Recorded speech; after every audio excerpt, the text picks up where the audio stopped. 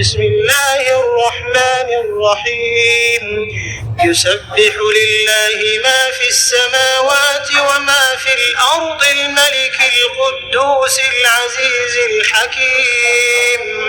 هو الذي بعث في الأميين رسولا منهم يتلو عليهم آياته ويزكيهم ويعلمهم الكتاب والحكمة وإن كانوا من قبل لفي ضلال مبين وآخرين منهم لما يلحقوا بهم وهو العزيز الحكيم ذلك فضل الله يؤتيه من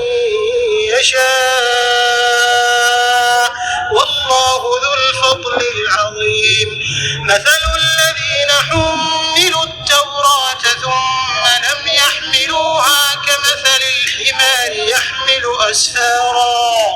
بئس مثل القوم الذين كذبوا بآيات الله والله لا يهدي القوم الظالمين قل يا أيها الذين هادوا إن زعمتم أنكم أولياء لله من دون الناس فتمنوا الموت إن كنتم صادقين ولا يتمنونه أبدا بما قدمت أيديهم والله عليم بالظالمين قل إن الموت الذي تفرون منه فإنه ملاقيكم ثم تردون